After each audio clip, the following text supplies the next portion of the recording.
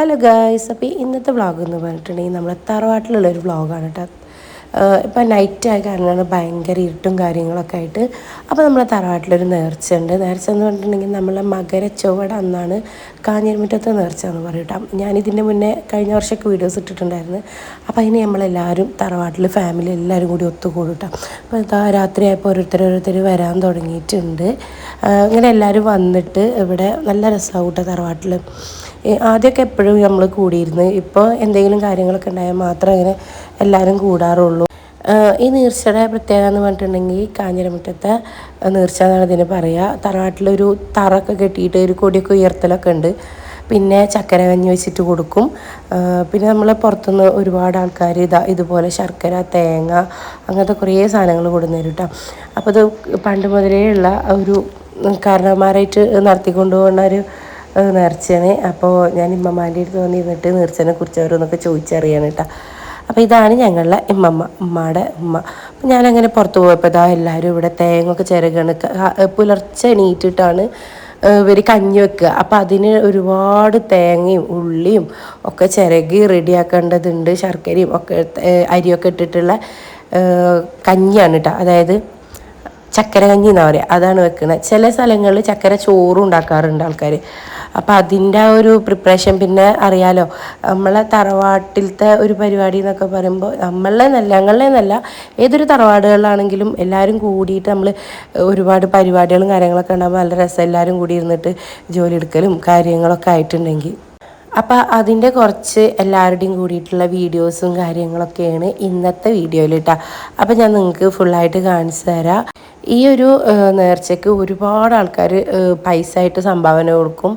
പിന്നെ അതുപോലെ തന്നെ ഇതുപോലെ ഉള്ളി, അതുപോലെ തേങ്ങ, പിന്നെ നമുക്ക് കഞ്ഞി വെക്കണ്ടേ, അപ്പോൾ അതിന് അവർ എന്താ പറയുക, കത്തിക്കാനുള്ള ചിരട്ട ഇതൊക്കെ കൊടുക്കട്ടെ. അതിൻ്റെ ഇടയിൽ നമുക്ക് ഫുഡ് എത്തിയിട്ട് ഫുഡ് ചിക്കൻ ബിരിയാണി ആയിരുന്നു. അപ്പോൾ പിന്നെ അത് കഴിച്ചിട്ട് ബാക്കിയുള്ള ചിരകാലം എന്ന് വിചാരിച്ച് അങ്ങനെ ഞങ്ങൾ ചോറൊക്കെ കഴിച്ച് ഫുഡൊക്കെ കഴിക്കൽ കഴിഞ്ഞ് വീണ്ടും ഇതേ പണികൾ തന്നെ തുടർന്നുകൊണ്ടിരുന്ന് പിന്നെ ഞങ്ങളങ്ങനെ വീട്ടിൽ പോയിട്ടാണ്. പിന്നെ പുലർച്ചെയാണ് ഇവർ കഞ്ഞി വെക്കുക. അപ്പോൾ എനിക്ക് വീഡിയോസ് എടുക്കാൻ പറ്റിയില്ല. കാലത്ത് പുലർച്ചെ ഇവരും ഒരു 3 മണി 3:30 ഒക്കെ ആകുമ്പോൾ നമ്മളമ്മമാരും മുത്തന്മാരും അങ്ങനെ എല്ലാവരും കൂടി ചേർന്നിട്ട് ഇതിനുള്ള ഒരുക്കങ്ങളൊക്കെ തുടങ്ങും. ആ ഒരു സമയത്ത് ഞാൻ എൻ്റെ വീട്ടിലായിരുന്നു. അവിടുന്ന് രാവിലെയാണ് ഞാൻ വന്നിട്ടുണ്ടായിരുന്നത്. അപ്പോൾ ഇത് അവിടെ അവരെടുത്തിട്ടുള്ള ചെറിയ ചെറിയ ക്ലിപ്പുകളുള്ളൂ എൻ്റെ അടുത്ത് വീഡിയോയുടെ. അപ്പോൾ അവരെല്ലാവരും കൂടിയിട്ട് കഞ്ഞിയൊക്കെ വെക്കാൻ തുടങ്ങിയിട്ടുണ്ടായിരുന്നു. നമ്മൾ കുട്ടികളൊക്കെ സ്കൂളിൽ പറഞ്ഞയച്ച് വലിയ കുട്ടികളൊക്കെ പറഞ്ഞയച്ചിട്ട് അവർക്ക് വന്നിട്ടുണ്ടായിരുന്നത്. പിന്നെ ഐഷുവിനെ പോകാണ്ടായിരുന്നുള്ളൂ. അവൾക്ക് പിന്നെ 8:30-9 മണിയൊക്കെ ആവാൻ നേരത്തെ വണ്ടി വരും കേട്ടോ. അപ്പോൾ നമുക്ക് ആ പുലർച്ചെ നേരത്തെ വീഡിയോസ് ഒന്നും എടുക്കാൻ പറ്റിയില്ല. എന്നാലും കുറച്ച് ക്ലിപ്പുകളൊക്കെ അതുപോലെ എടുക്കാൻ പറ്റി.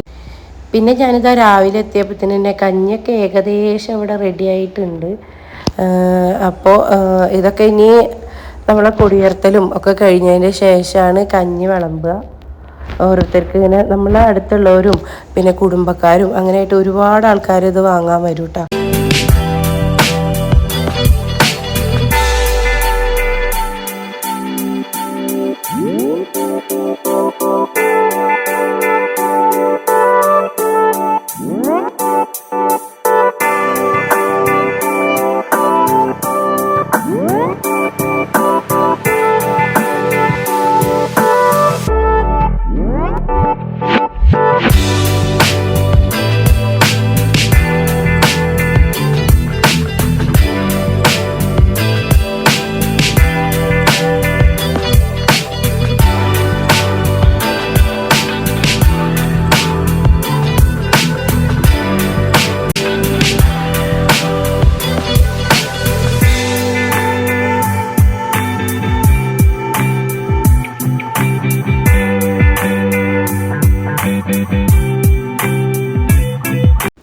അപ്പോൾ ഇതാണ് നമ്മളെ ഇക്കൊല്ലത്തെ നേർച്ചയുടെ വീഡിയോ കേട്ടോ. അപ്പോൾ ഇഷ്ടപ്പെട്ടവർ ലൈക്ക് ചെയ്യുക, ഷെയർ ചെയ്യുക, കമൻറ്റ് ചെയ്യുക. അപ്പോൾ അടുത്ത വീഡിയോ ആയിട്ട് ഞാൻ വീണ്ടും വരാം. ബൈ.